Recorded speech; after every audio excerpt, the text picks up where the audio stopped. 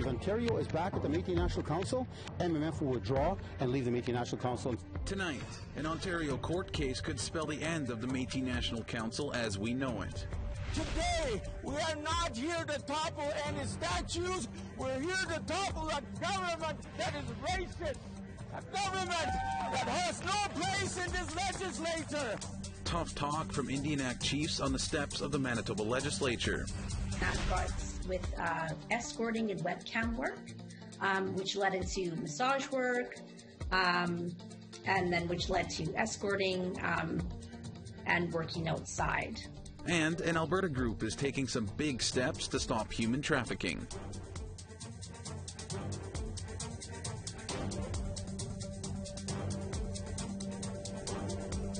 Good evening, welcome to APTN National News. I'm Daryl Stranger.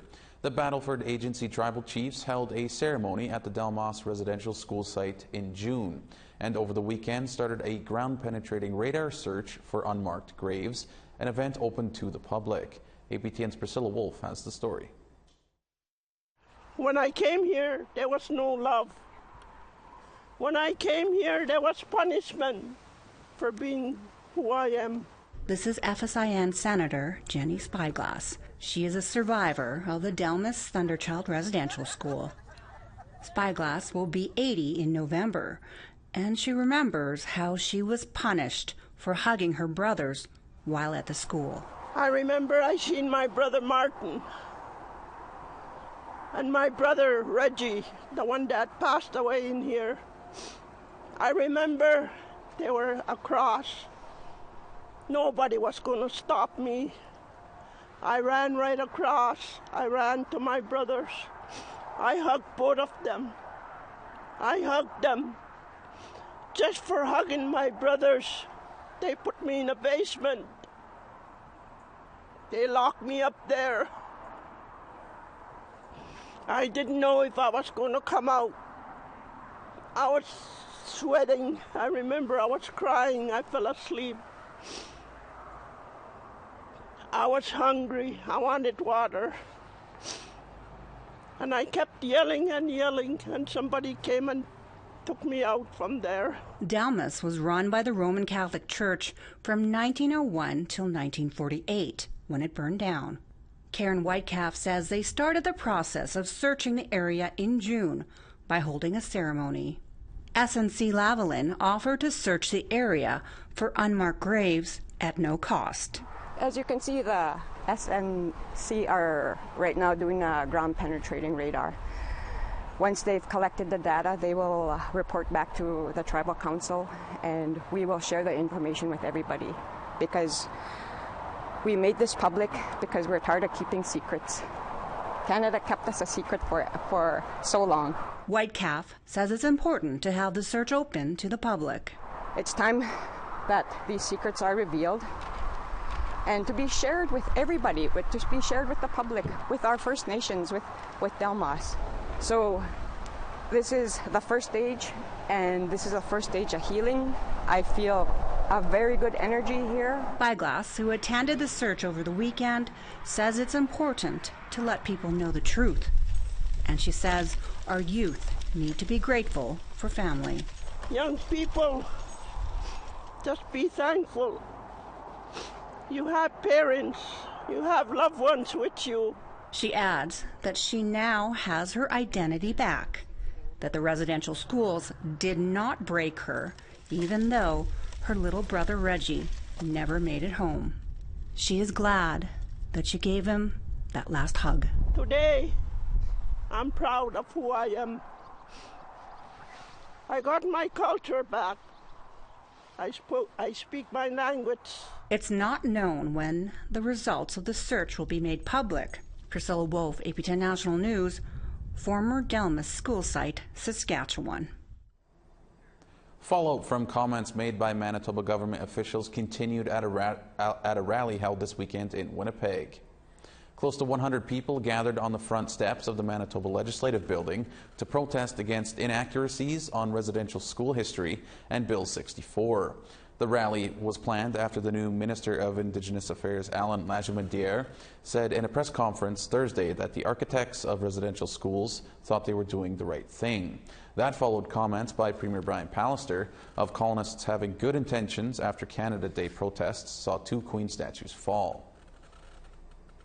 And First Nation leaders in Manitoba called for action Monday about those comments, calling on provincial officials to resign. The Summit of Treaty 5 Sovereign Nations in Manitoba unveiled an action plan to respond to hate crimes and racism. One of the goals includes developing a report on hate crimes and racism and reporting them to the United Nations. And their frustrations with the Pallister government was on full display. Today, we are not here to topple any statues. We're here to topple a government that is racist. A government that has no place in this legislature. Manitobans do not agree with Pallister. Most Manitobans do not agree with his ideologies. So I say unto this government, why don't you just resign? It'll be good for Manitoba. The Roman Catholic Diocese of Calgary has made a commitment to financially support residential school survivors. Following the discoveries of graves across the country, the Calgary Diocese released a statement announcing that they will be giving funding to support survivors and those dealing with intergenerational trauma caused by residential schools. The amount of funding has not yet been released. Further details about the contribution are expected to be announced in September. Human trafficking is a quickly growing concern around the world, and Canada is no exception. The Action Coalition on Human Trafficking Alberta are offering online seminars to raise awareness and to offer help to those still trapped. APTN's Chris Stewart has more. Human trafficking worldwide is a very big business. It is estimated that over $150 billion a year is made from human trafficking in the sex and labor trades. Each victim can provide as much as $350,000 in profits in Canada. The Action Coalition on Human Trafficking Alberta's goal is to stop the exploitation. The nonprofit is offering monthly online seminars to educate the public. In Canada, there were about 50 reported cases in 2009. There were over 500 in 2019. That's a 10 times increase. And Indigenous youth are being targeted. According to ACT Alberta, at least a fifth of the victims are Indigenous. Jessica Brandon is the acting executive director of ACT Alberta. There are reports and continue to be reports of Indigenous women, girls, and even boys and men coming to the city and being exploited, hoping for, whether it's they're coming to the city for education or just, to move into the big city because it's fun to do. It's happening and continues to happen. Many victims become trapped by boyfriends, like Angela Morris, who was brought into the sex trade at 17 years old. That got with escorting and webcam work, which led into massage work, and then which led to escorting and working outside. When Morris escaped decades ago, she says there were no supports like ACT Alberta to help her. She wants victims still trapped to know help is there. She now works as a certified life and mindset coach. And I am dedicated and have dedicated my life to be of service, especially to this kind of movement, to the rescue, and help, to be of guidance to people, to women, even men who are and were in my situation, to let them know that it's okay. And there is a safe place, and there are resources to seek, and not to give up. Jessica Brandon says to reach out. If you're experiencing this, be safe, and please reach out. Whether it's ACT Alberta, whether it's a community organization that has that awareness of human trafficking, of exploitation, reach out. If it's safe to do so, please reach out. There is a 24/7 toll-free national human trafficking hotline to call. The number is 1-833-900-1010. ACT Alberta is offering another free seminar on August 19th. Chris Stewart, APTN National News, Edmonton. Tuesday is a big day in court for the Metis Nation of Ontario and the Metis National Council. A decision could come down that would set in place a domino effect that could see the Manitoba Métis Federation pull out of MNC. The MNO initiated the court proceedings earlier this year against the MNC and its president Clément Chartier in an effort to be reinstated. The MNO was suspended by MNC in January of 2020 over its citizenship. In a letter to the national organization, Ontario President Margaret Froh said, quote, "The MNC is effectively controlled by Mr. Chartier and MMF President David Chartrand, along with a handful of consultants," unquote. MMF President David Chartrand says the MNC may not exist in its current form after tomorrow. If Ontario comes back to their table, my assembly of 3,000 people told me point blank, if Ontario is back at the Metis National Council, MMF will withdraw and leave the Metis National Council and stand on our own. Canada's Commissioner of Official Languages has announced he will launch an investigation into the appointment of Mary Simon as Governor General after receiving hundreds of complaints based on the fact that she cannot speak French well. A statement issued reads in part, "In my opinion, this demonstrates that linguistic duality continues to be an important value for Canadians. We have analyzed the complaints received to date and have determined that they are admissible. My investigation will focus on the Privy Council office and its advisory role on this appointment. Given the large volume of complaints we have received, this may take several days." Simon has said a federal school she attended as a child prevented her from learning French and promised to improve her language skills. She is set to be sworn in on July 26th. We have to take a short break, but still ahead, out-of-control fires continue to burn in Ontario. We'll bring you an update when we come back.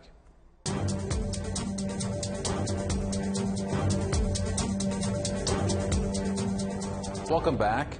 A Six Nations-led occupation of a now cancelled housing development in southern Ontario hit the one-year mark today. Our web reporter Brett Forster has covered the standoff at 1492 Lambback Lane since it started. He joins us now from Ottawa to bring us up to date. Brett, thanks for joining us. What's the significance of today's anniversary?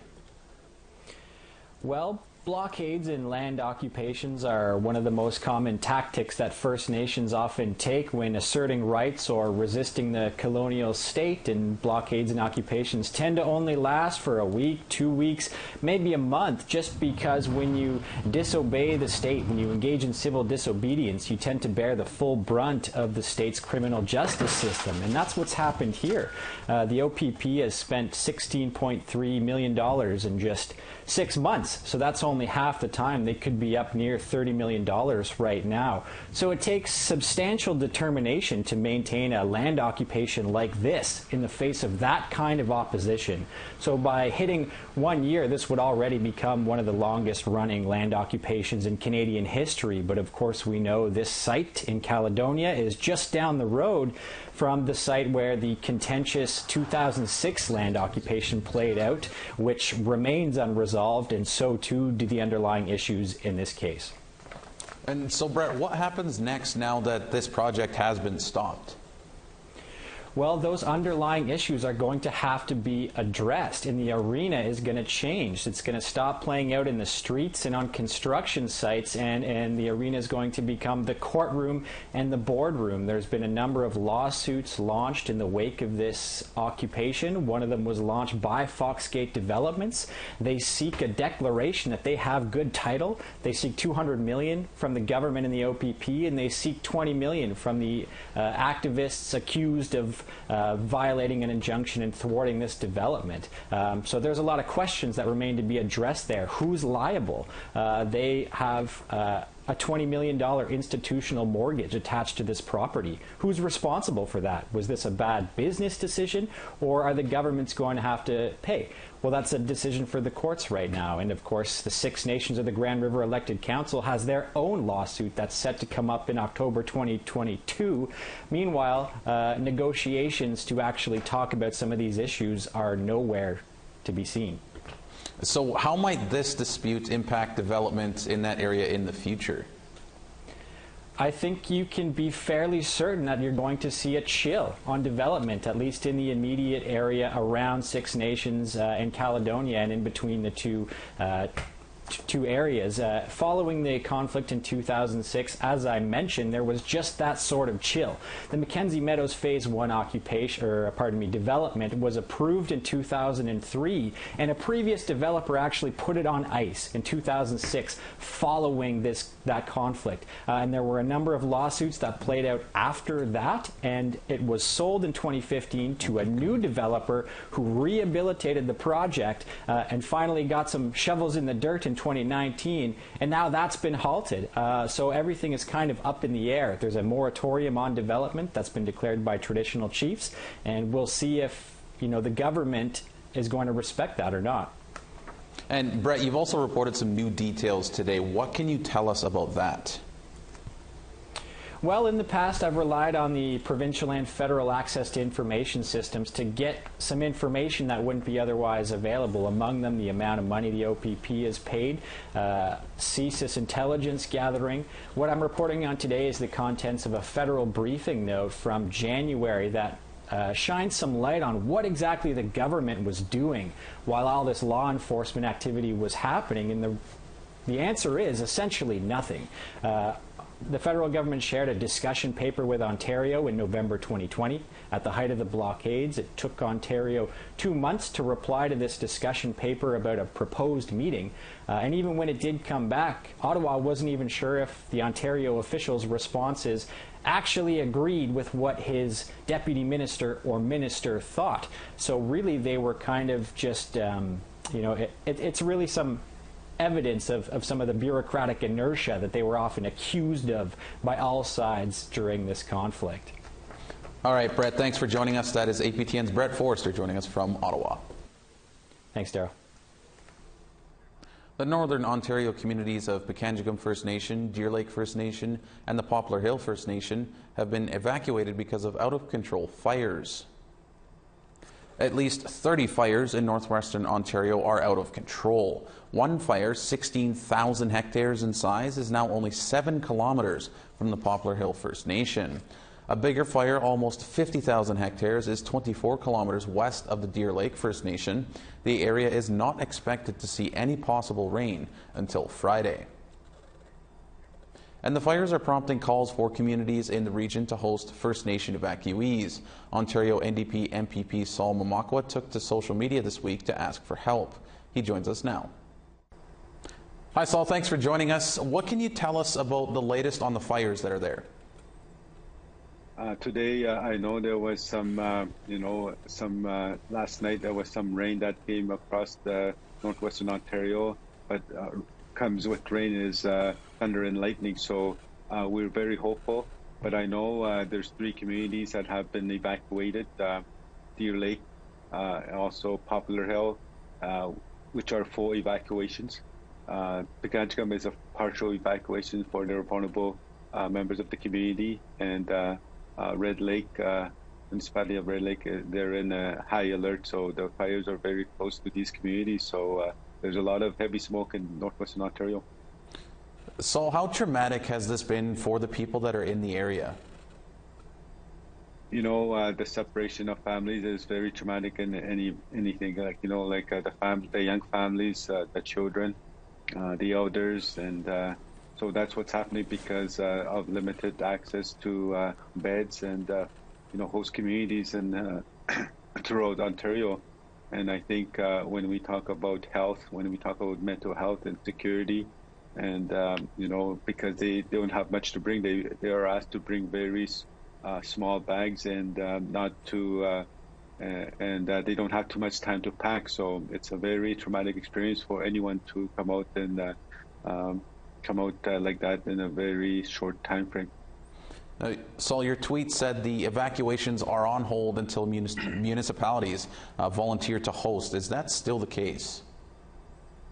I said that because I tweeted that out because there was a community of Pikangikum had said that their evacuations were on hold just because there was very limited to access to beds or host communities that have these wraparound services of mental health, health and security, and other issues that they may need to have. And so it was very, at that time, this particular committee, their evacuation was on hold, but others, there were others that had been planned already that were set for to go elsewhere, such as far as Cornwall. All right, Saul, that's all the time we have for you. I wanted to thank you for taking a few minutes out of your day to speak with us. All right, thanks for having me. An Indigenous potato chip company has just struck a huge deal to stock their product across Canada. Details after the break. Welcome back. It's time now for our photo of the day. With record temperatures across Canada over the past month, many viewers are spending time at the beach. Esme Mackey shared this great shot of a sunrise over Van Wagner Beach in Hamilton, Ontario. If you have a picture you want featured on APTN National News, whether it be your community, family, or anything else, send them to share@aptn.ca along with the description and location of the photo. And now let's take a look at tomorrow's weather forecast. Starting in the east, 25 degrees and rain in Charlottetown and 24 and rain in Halifax. 15 and a mix of sun and cloud in Nain and 22 in Happy Valley Goose Bay. 19 degrees and rain in Val-d'Or and 25 and rain in Montreal. 29 and rain in Toronto and 24 and rain in North Bay. 20 and rain in Timmins and 22 and rain in Thunder Bay. 25 and sunshine in Churchill and 24 and sunshine in Thompson. 24 and clouds in Gimli and 20 in Dauphin. 26 and rain in Regina and 27 in North Battleford. 21 in Stony Rapids and 21 in La Ronge. Over in the west, 20 in rain in Fort McMurray and 20 in rain in Peace River. 20 in rain in Red Deer and 30 degrees in Medicine Hat. 32 and sunshine in Kamloops and 24 in Quesnel. 20 degrees and rain in Deeds Lake and 19 in Smithers. 29 and cloudy in Dawson and 29 in sunshine in Old Crow. 23 in a mix of sun and cloud in Yellowknife and 29 in Norman Wells. 28 and sunshine in Fort McPherson and 26 in sunshine in Colville Lake. 17 degrees in Chesterfield and 22 in Arviat. 9 degrees in Iqaluit and 7 degrees in Clyde River. Tomahawk Chips, a made in northern Manitoba success story, is celebrating a big deal today. The potato chip maker is based in Riverton, Manitoba, 120 kilometers north of Winnipeg. They inked a huge deal to stock their products on store shelves across Canada. Here at St. Leon's Market in Winnipeg, they are selling like hotcakes. Their distinctive bags are designed by Indigenous artists whose work is promoted through the snack sales. Entrepreneur Alfred Lee is from the Fisher River First Nation. He's down in Las Vegas at a big on-reserve trade show, but he hasn't forgotten why he started the company. We have a lot of young people that need to have doors open, and as elders, we have to open those doors. We don't have to tell youth what to do. We just have to provide the opportunity that they can do anything they choose, and just never give up. There's more people telling you can do something than people wanting you to do something. I will definitely have to grab a bag for myself before they're all gone. That's all for tonight's edition of APTN National News. Thank you for joining us. I'm Daryl Stranger. Have a great night.